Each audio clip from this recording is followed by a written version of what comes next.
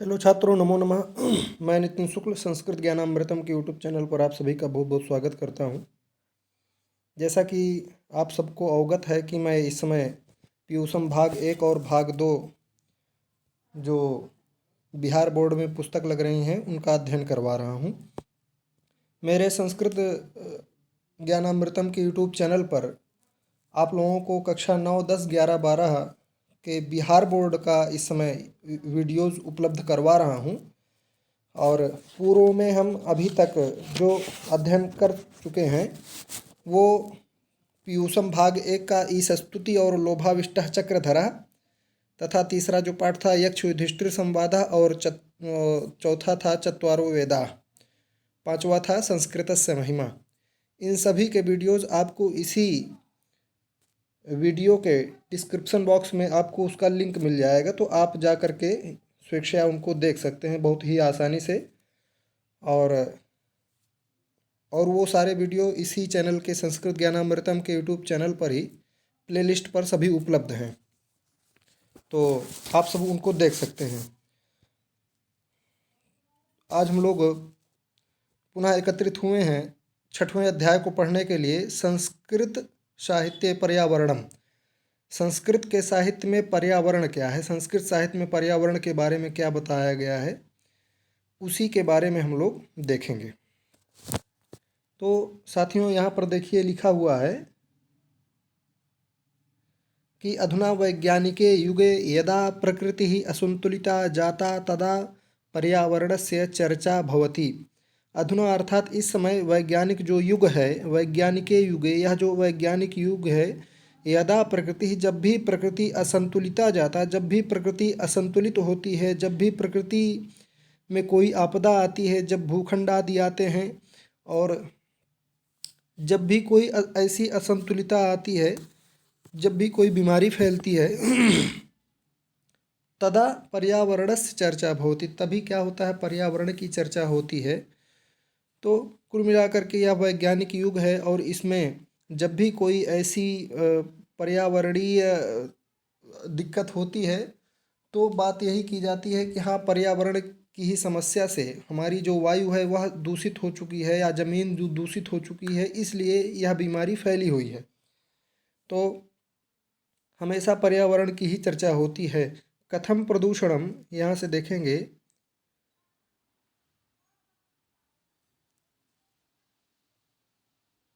यहाँ से यहाँ तक देख लेंगे। कथम प्रदूषणम ऊपर लिखा हुआ है, कथम प्रदूषणम दूरीकरणीयम।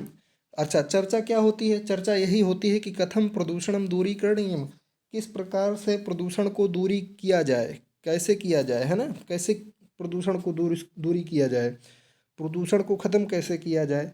प्रकृति संतुलिता भवेत, प्रदूषण और किस प्रकार जो है प्रकृति संतुलित हो, ये भी चर्चा होती है। और पशु पक्षिणः स्वस्वरूपेषु स्थिता भवन्तु, और पशु पक्षी अपने अपने स्वभाव पे, अपने अपने रूप में स्थित हों, अर्थात बीमार आदि न हों। मानवश्च शुद्धम जलम वायु च लभेत, और ये भी चर्चा होती है कि मानव जो है शुद्ध जल और वायु को प्राप्त करें। जीवनम च कल्याणमयम, लिखा हुआ है, जीवनम च कल्याणमयम स्यादिति प्रश्नः भूयो भूयः सर्वान् आंदोलयति। यह जो जीवन है वह कल्याणमय है, वह बहुत पुण्यमय है, वह बहुत ऐसे ही जीवन नहीं मिल गया है। मान लीजिए जीवन मिला है तो वह बीमारी से झेलने के लिए नहीं मिला हुआ, वह दूषित वायु को ग्रहण करने के लिए नहीं मिला है। इसलिए जीवनम च कल्याणमयम स्यादिति प्रश्नः भूयः भूयो भूयो भूयः सर्वान् आंदोलयति। यह बार बार प्रश्न उठता है कि यह जो जीवन मिला है क्या वह गंदा जल पीने के लिए उत्पन्न हुए हैं या दूषित वायु को ग्रहण करने के लिए। संस्कृत साहित्ये नयम अवस्था आसीद इति पाठेस्मिन् संक्षेपेण, इस पाठ में संक्षेप में आदर्श रूपस्य, आदर्श के रूप में पर्यावरण से निरूपणम वर्तते। तो इस पाठ में जो आपको बताया जा रहा है वह क्या है कि पर्यावरण के संक्षेप आदर्श रूप को बताया जा रहा है कि वास्तव में पर्यावरण है क्या और हम अपने पर्यावरण को किस प्रकार से बचा सकते हैं। तो उसी को संस्कृत साहित्य में जो कुछ लिखा गया है उन श्लोकों को यहाँ पर रखा जा रहा है। तो सबसे पहले कह रहे हैं कि भूमिर्जलं नभो वायुरंतरिक्षं पशुस्तृणं। भूमिर्जलं नभो वायुअंतरिक्षं पशुस्तृणं साम्यं स्वस्थत्वमेतेषां पर्यावरणसंज्ञकम्। साम्यम स्वस्थत्वमेतेषां पर्यावरणसंज्ञकम्। इस लाइन को देखेंगे, नीचे वाली लाइन को कह रहे हैं साम्यता से बड़ी ही सौम्यता के साथ अगर सब लोग स्वस्थ हों, स्वस्थम एतेषाम, एतेषाम अर्थात ये जो सब हैं, जब ये स्वस्थ रहेंगे तब उसी को पर्यावरण कह देंगे। जब जब भूमि ही दूषित हो जाएगी, जब जल ही दूषित हो जाएगा, जब नभ ही दूषित हो जाए, जब वायु ही दूषित हो जाएगी, जब अंतरिक्ष दूषित हो जाएगी, जब पशु दूषित हो जाएंगे, बीमार पड़ जाएंगे, जब हमारी तृणा अर्थात घास आदि वृक्ष आदि दूषित हो जाएंगे, विषैले हो जाएंगे, तो फिर कैसा पर्यावरण? तो पर्यावरण कैसा है? तो कह रहे हैं साम्यम स्वस्थत्व में तेसाम। जब ये सौम्यता हो सब में, जब स्वस्थता हो सब में, तो उसी को पर्यावरण कहते हैं। भूमिर्जलम नभो वायु अंतरिक्षम पशुस्तृणम। भूमि हो, जल हो, आकाश हो, वायु हो, अंतरिक्ष हो और पशु पक्षी हो और तृण आदि हो, जब ये बिल्कुल स्वस्थ रहें तो उसी को क्या कहते हैं? पर्यावरण कहते हैं। आगे देखेंगे क्या लिखा हुआ है। आगे लिखते हैं कि संस्कृत साहित्यस्य, यहाँ से देखेंगे, संस्कृत साहित्यस्य महती परंपरा संसारस्य सर्वान् विषयान् ऊरीकृत्य प्रचलिता। अर्थात संस्कृत साहित्य की महान परंपरा, संस्कृत साहित्यस्य महती परंपरा, संस्कृत साहित्यस्य, संस्कृत साहित्य की महती परंपरा, महान परंपरा, संसारस्य, संसार की, है ना, या संसार के, संस्कृत साहित्य की महान परंपरा संसार के सर्वान विषयान ऊरीकृत्य, सभी विषयों को ऊरीकृत्य स्वीकार कर प्रचलित है, करती हुई, क्या करती है? प्रचलित करती है ना। संस्कृत साहित्यस्य महती परंपरा, संस्कृत साहित्य की महान परंपरा, संसारस्य सर्वान्, संसार के सभी जीव जंतु मानव आदि को, विषयान, सभी विषयों को, ऊरीकृत्य अर्थात स्वीकार करके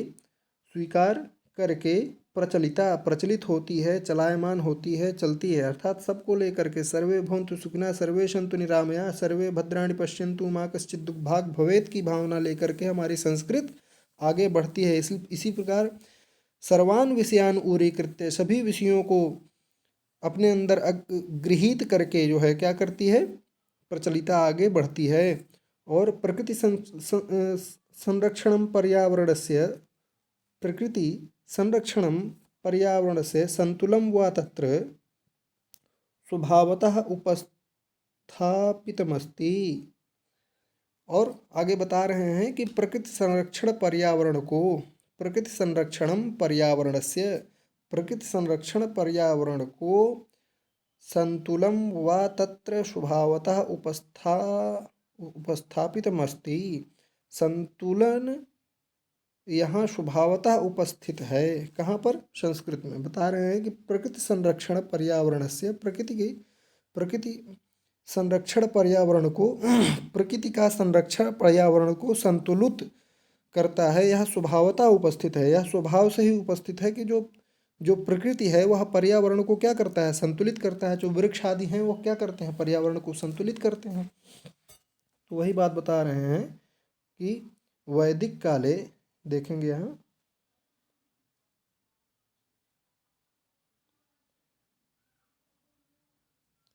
लिखा है वैदिक काले प्रकृतेः उपकरणानि देवरूपाणि प्रकल्पितान्यभवन्। कह रहे हैं कि वैदिक काल में, जब भी वैदिक काल में जो है प्रकृतेः, प्रकृति के, वैदिक काले प्रकृतेः, फिर आगे क्या लिखा हुआ है? उपकरणानि देवरूपाणि, प्रकृतेः उपकरणानि अर्थात उपकरण देव रूप में, देव रूप है ना, देव रूपाणि, देव रूप में प्रकल्पितान्यभवन, और प्रकल्पित हुए। कह रहे हैं कि वैदिक काल में प्रकृति के उपकरण देव रूप में प्रकल्पित हुए। वैदिक काल में प्रकृति के उपकरण देव रूपाणि प्रकल्पितानि अभवन। वैदिक काल में क्या हुआ था, देवता ऐसा कहा जाता था कि ये वायुदेव हैं, वायुदेव शुद्ध रखेंगे वायु को, और ये मरुत हैं, ये मरुत देव हैं, है ना, और ये वरुण देव हैं, ये जल को शुद्ध रखेंगे। तो क्या हुआ था, वैदिक काले प्रकृते उपकरणानि देव रूपाणी प्रकल्पितान्य भुवन। प्रकृति का उपकरण कौन थे, प्रकृति को शुद्ध रखने वाले कौन थे, देवताओं को ऐसा माना जाता था। पर्जन्यो वेदे इत्थम स्तूयते। पर्जन्य अर्थात मेघ, पर्जन्य किसे बोलते हैं, मेघ। तो मेघ के लिए ही उत्पन्न, जो उत्पन्न है, क्यों, मेघ का जल द्वारा पृथ्वी ही रक्षा करते हैं, क्योंकि मेघ जो है मेघ मेघ के लिए ही उत्पन्न होती हैं, क्योंकि मेघ जल द्वारा पृथ्वी की ही रक्षा करते हैं। पर्जन्यो वेदा इत्थम स्तूयते। और क्या कहा गया है श्लोक में, देखेंगे, इरा इरा विश्वस्मै भुवनाय जायते यत्परजन्यः पृथिवीं रेतसावती। पुनः इसको देखेंगे श्लोक को, इरा विश्वस्मै भुवनाय जायते यत्परजन्यः पृथिवीं रेतसावती। अर्थात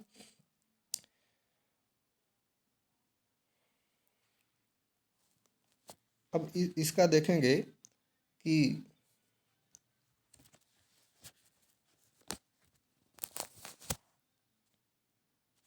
जी, तो इसमें लिखा हुआ है इरा विश्वस्मय भुवनाय जायते। इरा यहाँ पर जो विश्वस्मय, विश्व के लिए भुवनाय जाते, विश्व के लिए ही भुवन संसार उत्पन्न होता है, किस लिए, पर्जन्य के लिए ही। इरा विश्वस्मय भुवनाय जाते यत पर्जन्य, पर्जन्य अर्थात वह जो मेघ हैं, मेघ के लिए ही, यत पर्जन्य पृथ्वीम रेत सावती। और पर्जन्य के लिए ही, पर्जन्य के लिए ही क्या होता है, पर्जन्य के लिए ही, पर्जन्य के लिए ही उत्पन्न होते हैं, पर्जन्य के लिए ही उत्पन्न होते हैं। क्यों, मेघ जल द्वारा पृथ्वी की रक्षा करते हैं, क्योंकि मेघ जो है क्या होता है, जल के द्वारा पृथ्वी की रक्षा करते हैं। इरा विश्वस्मयी भुवनाय जायते यत पर्जन्य पृथ्वीम रेत सावती, जिनके द्वारा पृथ्वी की रक्षा की जाती है। आगे देखेंगे यहाँ पर,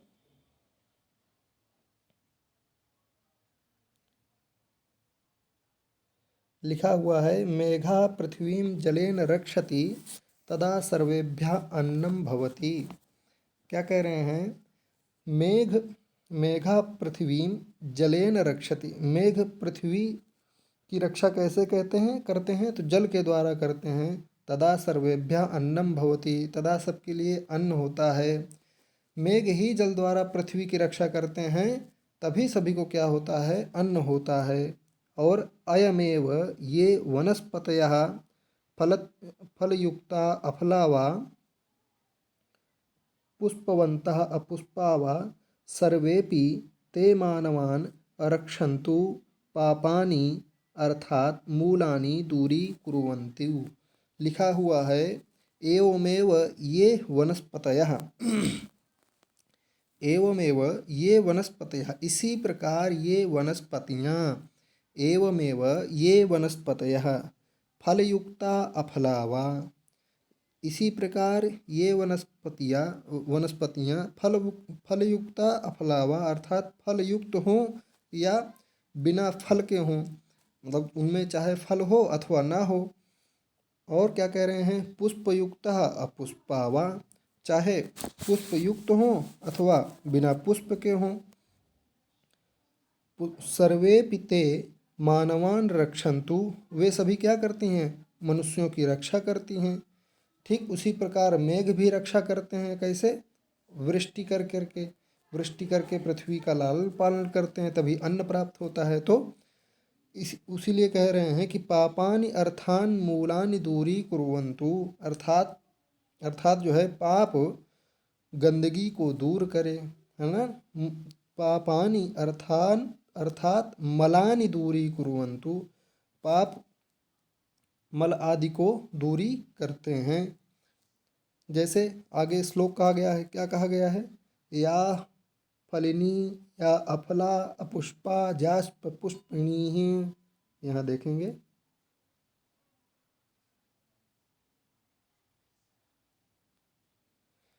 या फलिनी या अपला अपुष्पा जास्प पुष्पिणी बृहस्पति प्रसूतास्ता नो मुंचन त्वं त्वं हसः।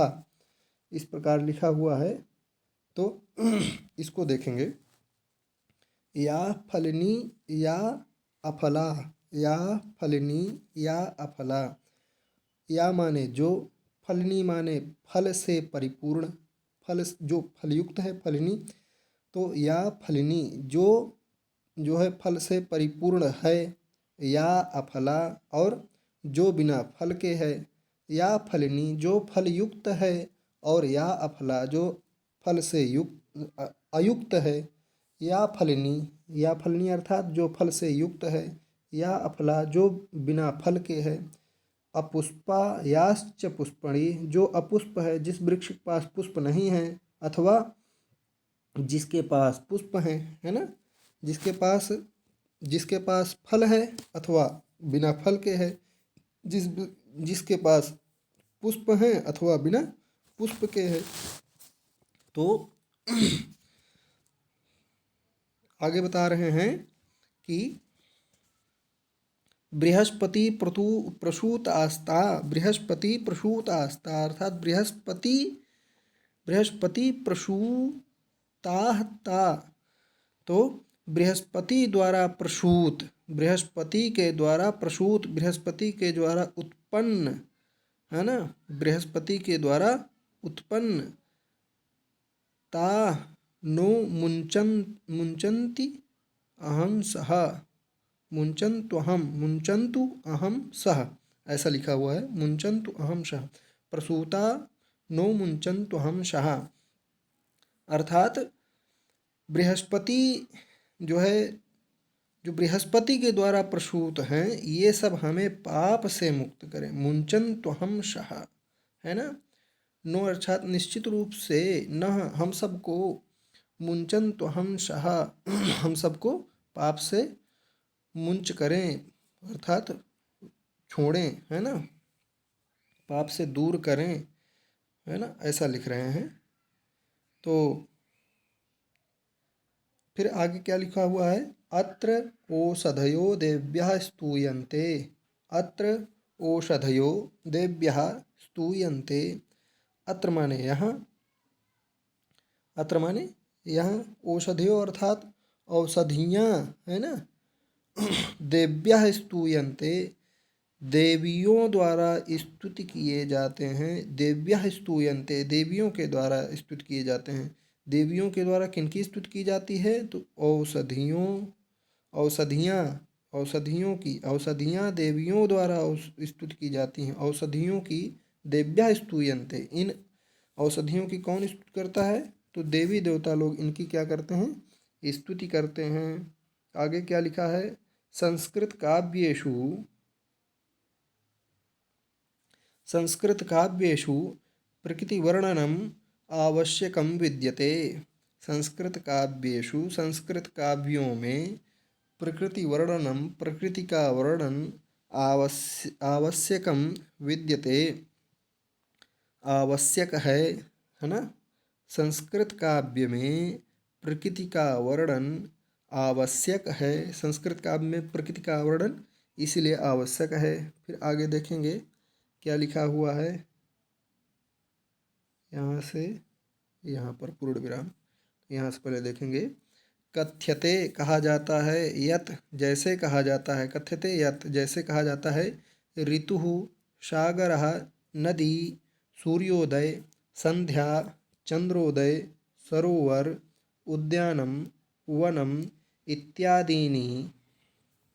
बता रहे हैं कि जो है संस्कृत काव्य में प्रकृति का वर्णन बहुत ही आवश्यक है। और कहा जाता है कि, क्या कहा जाता है कि महाकाव्यों में क्या कहा जाता है, देखिए,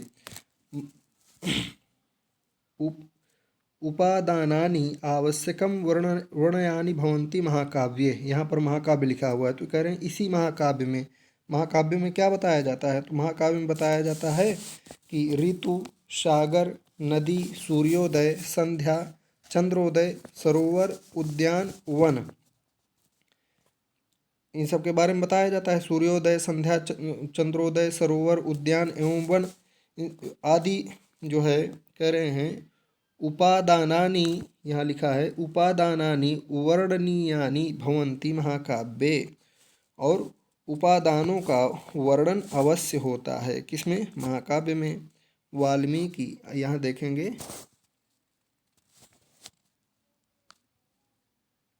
ये लिखा हुआ है, वाल्मीकि सरोवर श्रेष्ठाम पंपाम वर्णयति। अब वाल्मीकि जो रामायण लिखे, वाल्मीकि रामायण जो लिखी गई है उसमें बता रहे हैं कि वाल्मीकि सरोवर, सरोवरों में, सरोवर श्रेष्ठाम, सरोवर में जो श्रेष्ठ, पंपा वर्णयति, पंपा का वर्णन करते हैं। पंपा एक सरोवर का नाम है, तो उस सरोवर का वर्णन कौन करते हैं? वाल्मीकि करते हैं। अर्थात हमारी संस्कृति में क्या है? प्रकृति का वर्णन दिया हुआ है, और वर्णन करते हुए बता रहे हैं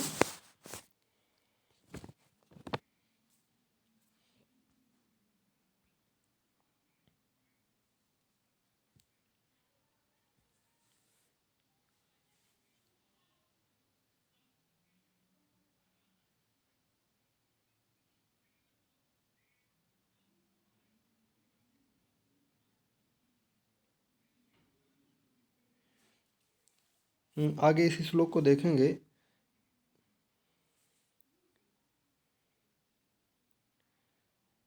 कि क्या वर्णन है। लिखा हुआ है, नाना द्रुमलता किरणाम शीतवारिनिधिम शुभाम, नाना द्रुमलता किरणाम शीतवारिनिधिम शुभाम, मद्मसौगंधिकैस्ताम्रां शुक्लां कुमुदमंडलैः। इसको देखेंगे, इसमें लिखा हुआ है कि नाना द्रुम लता किरणाम, नाना द्रुम लता किरणाम, अर्थात नाना अर्थात अनेक, बहुत सारे हैं ना। नाना द्रुम लता किरणाम, वृक्षलताओं से घिरी हुई, द्रुमलता किरणाम, वृक्षलताओं से घिरी हुई, शीतवारिधि निधिम शुभाम, शीतवारि निधिम शुभाम, और ठंडे एवं शुभ जल का कोष, शीतवारि निधि, शीतवारि निधि अर्थात शीत अर्थात ठंडा, वारी माने जल, निधि माने उसका समूह, शुभाम, और क्या करें? अनेक प्रकार से के वृक्ष लताओं से घिरी हुई, अनेक प्रकार के द्रुमलता, द्रुमलता लताओं से, वृक्षों से घिरी हुई, किरणाम शीत वारि निधिम शुभाम, और शीत अर्थात ठंडे, वारी माने जल से, निधि माने जो उसका समूह है, उससे सुशोभित हो रही है। अनेक प्रकार के वृक्ष लताओं से घिरी हुई, और ठंडे एवं जो है, ठंडे एवं शुद्ध जल का जो कोष है, ऐसा जो कोष बता रहे हैं कि पद्म सौगंधिकैस्ताम्रां, पद्म सौगंधिकैस्ताम्रां, पद्म सौगंधिकैः ताम्रां,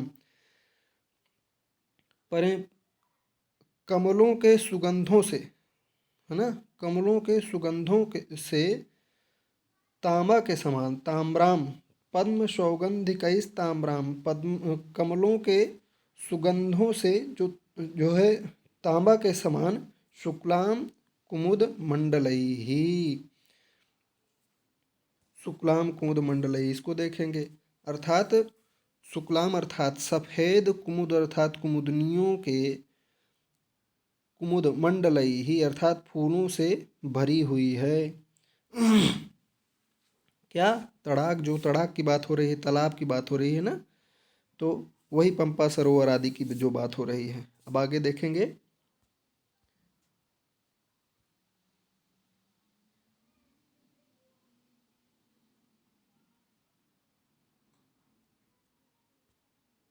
यहाँ से देखेंगे, संस्कृत काव्येषु स्वस्थपर्यावरणस्य कल्पनया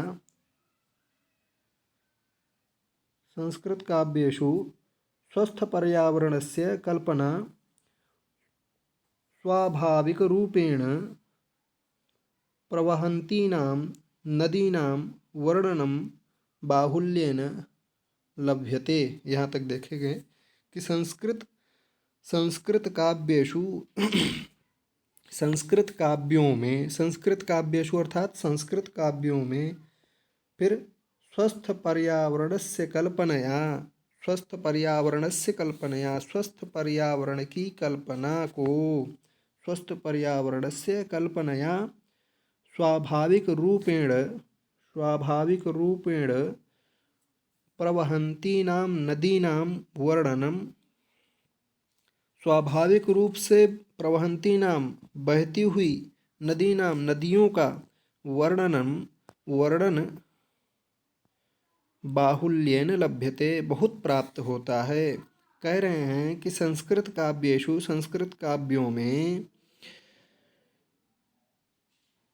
स्वस्थ पर्यावरण की कल्पना को स्वाभाविक रूप से प्रवहन्तीनां नदीनां बहती हुई नदियों का वर्णनम बाहुल्येन लभ्यते वर्णन बहुत ज़्यादा प्राप्त होता है। अर्थात संस्कृत काव्यों में जो स्वस्थ पर्यावरण है उसका उदाहरण कहाँ मिलता है, तो कह रहे हैं कि संस्कृत के जो कवि हैं वो स्वाभाविक रूप से बहती हुई नदी का वर्णन करते हैं। और जलप्लावनस्य, यहाँ से देखेंगे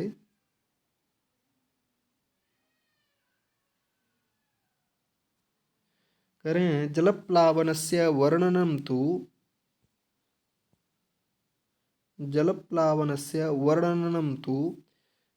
विरलमेव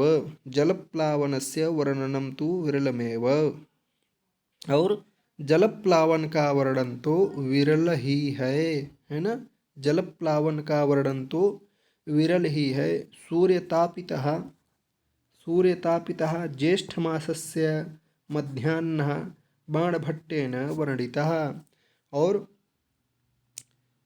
क्या बता रहे हैं, सूर्य से तपते हुए ज्येष्ठ के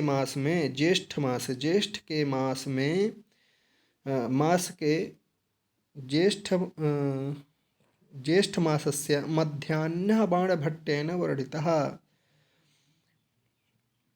मध्याह्न अर्थात दोपहर का वर्णन बाणभट्ट के द्वारा किया गया है। कह रहे हैं कि सूर्य से तपते हुए ज्येष्ठ माह की के मध्याह्न का वर्णन बाणभट्ट के द्वारा किया गया है। सच स्वाभाविकः, और वह भी स्वाभाविक ही है। वस्तुतः स्वाभाविक रूपेण प्रवर्तमानानां ऋतूनां वर्णनेन पर्यावरणं प्रति कवीनाम आस्था दृश्यते। बता रहे हैं कि वस्तुतः स्वाभाविक रूपेण, वास्तव में स्वाभाविक रूप से ही वस्तुतः स्वाभाविक रूपेण प्रवर्तमानानां ऋतूनां वर्णनेन, जो प्रवर्तित ऋतुओं का वर्णन से प्रवर्तित ऋतुओं के वर्णन के द्वारा वर्णनेन पर्यावरणं प्रति कवीनाम आस्था दृश्यते, पर्यावरण के प्रति कवियों की आस्था दिखाई देती है। कह रहे हैं वस्तुतः स्वाभाविक रूप से ही प्रवर्तमानानां ऋतूनां वर्णनम, प्रवर्तित ऋतुओं के वर्णन से पर्यावरणं प्रति कवीनाम आस्था दृश्यते, पर्यावरण के प्रति कवियों की आस्था दिखाई पड़ती है। ग्रीष्मातपेन संतप्तस्य रक्षां वृक्षाः कुर्वन्ति इति प्रकृति वरदानम। बता रहे हैं कि ग्रीष्म आतपेन, गर्मी से तपते हुए, संतप्तस्य रक्षां वृक्षाः, और एवं जलते हुए की रक्षा जो है वृक्ष करते हैं। ग्रीष्म आतपेन संतप्त, ग्रीष्म से आतप जो संतप्त है, परेशान है, उसकी रक्षा वृक्षाः कुर्वन्ति, उसकी रक्षा कौन करता है? वृक्षाः कुर्वन्ति, करते हैं। इति प्रकृति वरदानम, ऐसा यह प्रकृति को वरदान प्राप्त हुआ है। अतएव मार्गेषु वृक्षारोपणं पुण्यमिति प्रतिपादितम्। अतएव इसलिए, अतएव इसलिए, मार्गेषु वृक्षारोपणम, इसलिए मार्ग अर्थात रास्ते में वृक्षारोपण जो है, वृक्षारोपण करना पुण्यमिति प्रतिपादितम, यह पुण्य को प्रतिपादित करता है, अर्थात यह पुण्य का काम होता है। कहाँ पर? मार्ग में वृक्ष को आरोपण करना, वृक्ष लगाना क्या होता है? पुण्य का काम होता है। क्योंकि वहाँ पर ग्रीष्मातपे संतप्तस्य रक्षां वृक्षाः कुर्वन्ति ते प्रकृति वरदानम, क्योंकि ग्रीष्म से आतप जो संतप्त लोग हैं उनकी रक्षा वृक्षाः कुर्वन्ति ते प्रकृति वरदानम, उनको यह प्रकृति का वरदान मिला है, क्योंकि वह छाँव को जो है प्राप्त करवाते हैं। तो ऐसा जो काम करते हैं, अतएव मार्गेषु वृक्षारोपणम पुण्यमिति, इसलिए मार्गों में वृक्ष का आरोपण करना, वृक्ष को लगाना बहुत ही पुण्य का काम होता है। आगे देखेंगे कि फलवंतो वृक्षास्तु परोपकारिणः इति कथयति, यहाँ से यहाँ तक। वृक्षास्तु फलवंतो वृक्षास्तु परोपकारिणः इति कथयति नीतिकारः। करें फलवंतो अर्थात जो फलने वाले जो वृक्ष होते हैं, जो फल प्रदान करते हैं, फलवंतो वृक्षास्तु, फल वाले जो वृक्ष होते हैं, वृक्षास्तु परोपकारिणः, परोपकारी हैं, ऐसा नीतिकारों ने कहा है। ऐसा नीतिकारों ने क्या कहा है कि जो फल वाले वृक्ष होते हैं वह बहुत ही दूसरों का उपकार करने वाले होते हैं। क्यों? क्योंकि स्वयं, यहाँ देखेंगे,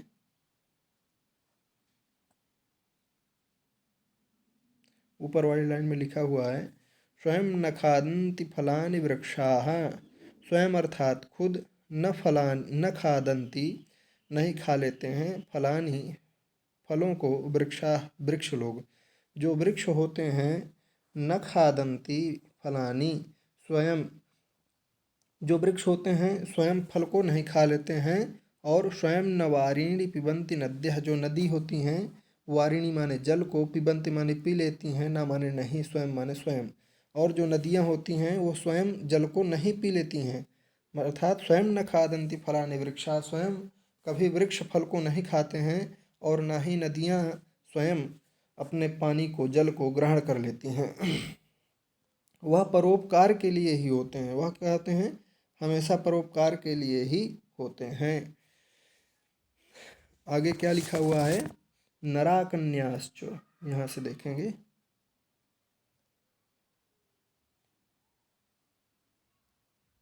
लिखा हुआ है कि नरा कन्याश्च वृक्षान् प्रति ममताशीला इति शाकुंतले नाटके वर्ण्यते। नरा कन्याश्च, नरा अर्थात नर है ना, नरा कन्याश्च, नरकन्याश्च वृक्षान् प्रति, मनुष्य और कन्या वृक्षों के प्रति ममताशील होते हैं।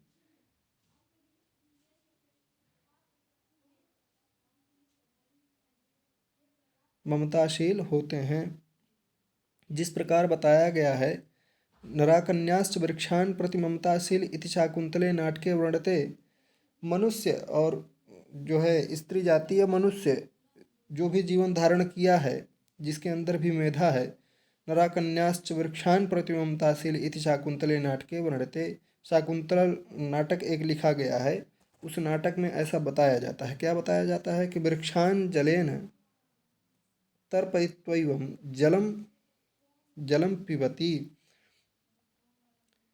वह जो शकुंतला थी, शकुंतला नाम की जो नायिका है अभिज्ञान शाकुंतलम में, अभिज्ञान शाकुंतलम में ऐसा वर्णन आया है कि पातुम न प्रथमम व्यवस्यत जलम विश्वाश्वपीतेषु या, यहाँ से देखेंगे, पातुम न प्रथमम व्यवस्यत जलम विश्वाश्वपीतेषु या, अर्थात वृक्षों को जल बिना पिलाए वह युष्माश्वपीतेषु या न, वह जब तक वृक्षों को जल नहीं डाल देती थी, वृक्षों को जल नहीं ग्रहण करवा देती थी, वृक्षों के ऊपर सिंचन नहीं कर देती थी, तब तक स्वयं जल को ग्रहण नहीं करती थी। पातुम न प्रथमम व्यवस्यति जलम युष्माश्वपीतेषु या। तो कुल मिलाकर के यहाँ ये बताया गया है कि प्रकृति के प्रति कितना हमारा प्रेम होना चाहिए। किम भट्टिः शरत्काले जलाशयेषु कमलां तद्वर्णितां भ्रमराणां च वर्णनं करोति। और आगे बता रहे हैं कि क्योंकि, आगे क्या बता रहे हैं, क्योंकि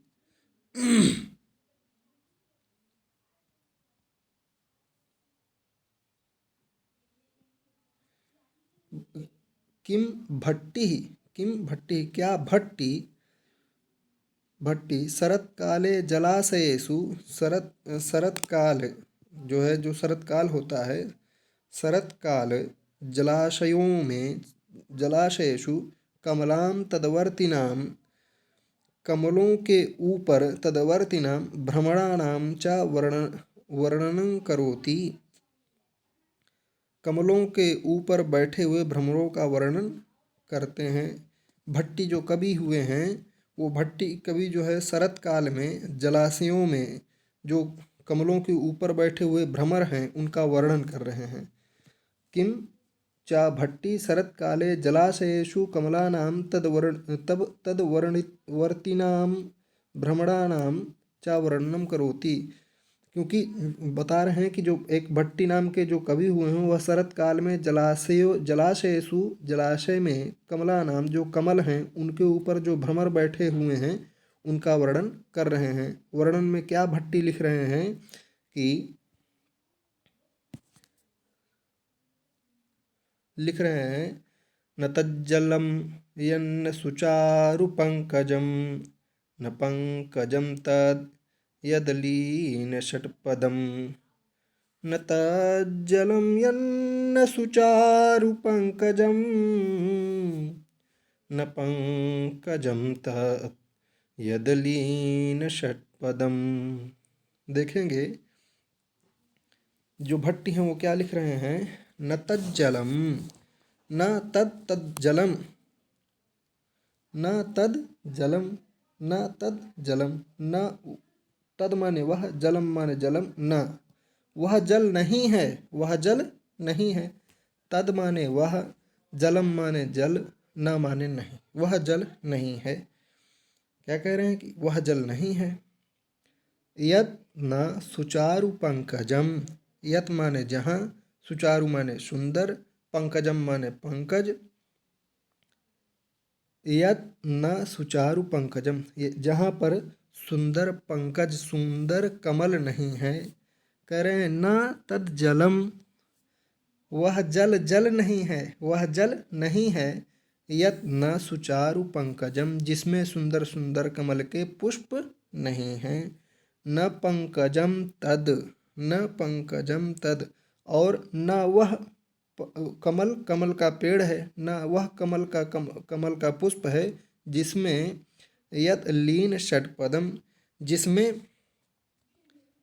जिसमें भ्रमर ना हो, जिसके ऊपर भ्रमर लीन ना हो गया हो, है ना, जिसमें भ्रमर ना हो, जिसके ऊपर भ्रमर उसके परागों का रसास्वादन ना कर रहे हों, वह कमल कमल नहीं है। ना तद जलम, वह जल जल नहीं है, जिसमें यत ना सुचारु पंकजम, जिसमें जिस जल में पंकज नहीं है, जिस जल में कमल नहीं है। न पंकजम तद, और वह कमल कमल नहीं है जिसमें यदलीन षट्पदम, जिसमें षट्पद, अर्थात षट्पद किसे कहा जाता है, भ्रमर को, जिसमें भ्रमर नहीं है। वसंते तु सर्वाः, आगे देखेंगे। वसंते तु सर्वां प्रकृतिः शोभनतरा भवति इति कालिदासः कथयति। लिख रहे हैं कि वसंते तु सर्वां प्रकृतिः, वसंत में, वसंत में तो सर्वां प्रकृतिः, संपूर्ण प्रकृति, शोभानतराः, शोभानतराः अर्थात शोभायुक्त भवती, शोभायुक्त होती है। वसंत में तो संपूर्ण प्रकृति क्या होती है, शोभायुक्त हो जाती है। वसंत का जब भी महीना आता है, वसंत ऋतु जब भी आती है तो क्या होता है, सर्वान प्रकृति शोभांतराः, शोभा को प्राप्त होती। इति कालिदासा कहते, ऐसा कालिदास कह रहे हैं। और कालिदास अपने नाटक आदि के माध्यम से क्या बता रहे हैं, द्रुमाः सुपुष्पा सलिलं सपद्यम, द्रुमा सुपुष्पा सलिलं सपद्यम, सर्वं प्रिये चारुतरं वसंते।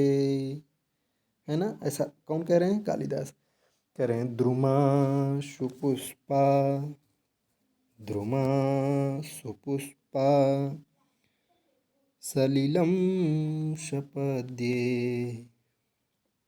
सपद्यं, सर्वं प्रिये चारुतरं वसंते। वसंते अर्थात वसंत में, वसंते अर्थात वसंत में क्या होता है, द्रुमाः सुपुष्पाः, द्रुमाः अर्थात वृक्षाः, वृक्ष, सुपुष्पा अर्थात सुंदर पुष्पों से युक्त हो जाते हैं। कब, वसंते। करें वसंते, यहाँ देखेंगे, यहाँ लिखा हुआ है वसंते अर्थात वसंत में जो द्रुमाः अर्थात वृक्ष हैं, सुपुष्पाः, सुपुष्प से, सुंदर पुष्पों से क्या होते हैं, युक्त हो जाते हैं। सलिलम सपद्यम, और सुंदर सुंदर जो है पुष्पों से युक्त हो जाते हैं। और जो जल होता है, सलिलम, जो जल होता है वह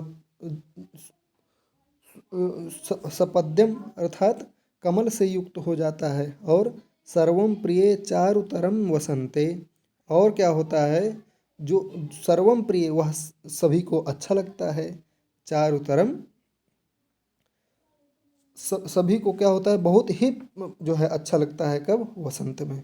वसंत में क्या होता है, सर्वम प्रिय चारुतरम वसंते, वसंते सर्वम प्रियम सभी को अच्छा लगता है। क्या कह रहे हैं, द्रुमा सुपुष्पा, जो वृक्ष होते हैं वो पुष्प सहित हो जाते हैं। और जो सलिलम सपद्यम, और जो सलिल होता है, जो जल होता है, वह पुष्पों से युक्त हो जाता है। इस प्रकार आगे देखेंगे।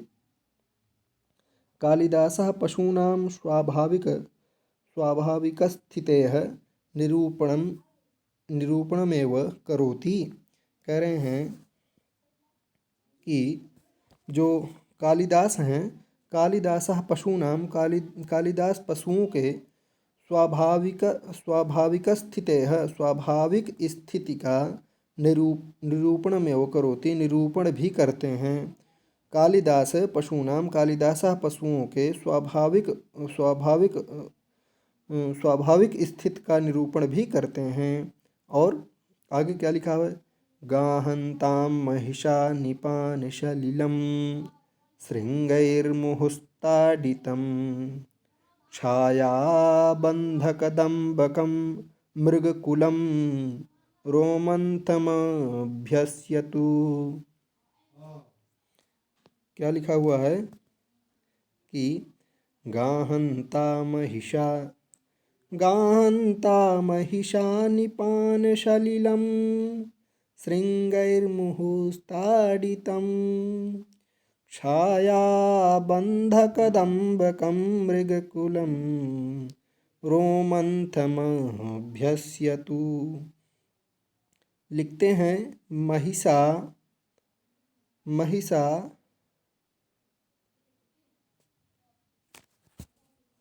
यहाँ महिषा लिखा हुआ है, क्या लिख रहे हैं कि महिषा अर्थात भैंसा, भैंसा क्या करता है, गाहंताम महिषा निपान सलिलम श्रृंगैर मुहुस्ताडितम, मुहुताडितम माने बार बार पटकता है अपने शरीर को, जो सिर की चोटी होती है ना, सिर अर्थात सिर भाग को जो है भैंसा तालाब के पानी में बार बार उसको क्या करता है, डुबकी लगाता है, स्वयं डूबता है किसमें, गाहंताम महिषा निपान सलिलम श्रृंगैर मुहुस्ताडितम, और छाया बंध कदम्बकम मृगकुलम, जो मृग का कुल है, जो बहुत सारे मृग हैं, वह जो है कदम की पेड़ के छाया से युक्त हैं, कदम के पेड़ की छाया के नीचे खड़े हुए हैं। और कैसे खड़े हैं, भय से मुक्त रोमंथमभ्यस्युत, और भय से मुक्त हो करके क्या कर रहे हैं, वो रोमंथमभ्यस्युत पागुर कर रहे हैं, भय से युक्त हैं तभी तो वो लोग पागुर कर पा रहे हैं। इस प्रकार ये वर्णन किसमें प्राप्त होता है, कालिदास करते हैं अपने ग्रंथों में।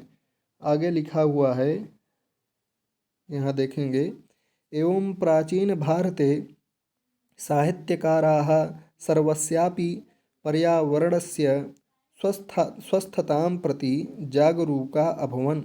इस प्रकार प्राचीन भारत में साहित्यकार जितने भी थे, सर्वस्यापि सभी पर्यावरण के रूप बहुत ही जागरूक थे। कुत्रापि प्रकृतेः असंतुलन न भवेत्, कहीं भी उन्होंने इसका वर्णन नहीं किया है कि प्रकृति कहीं पर असंतुलित हुई हो, न भवेत इति प्रयासशीला आसन, ऐसा सब लोग प्रयासशील रहे हैं, ऐसा सब लोग वर्णन किए हैं कि कहीं पर भी वो प्रकृति को असंतुलित नहीं दिखाए हुए हैं। बंधुओं, इस प्रकार यह जो संस्कृत साहित्य पर्यावरण नाम का पाठ था उसका समापन हो रहा है, और इसका जो प्रश्नोत्तरी भाग है वह हम अलग से एक वीडियो बनाएंगे और अलग से उसकी श्रृंखला बनेगी, और प्लेलिस्ट में वो सारे वीडियो आपको प्राप्त हो जाएंगे। अभी हम लोग सिर्फ अध्यायों का अध्ययन करते हुए चल रहे हैं। अब जो अगला अध्याय है वह हम लोगों का प्राप्त हो रहा है, कौन सा, ज्ञानम भारः क्रियाम विना। अब ज्ञानम भारः क्रियाम विना का अध्ययन करने के लिए हम लोग अगले वीडियो में मिलेंगे। बहुत बहुत धन्यवाद।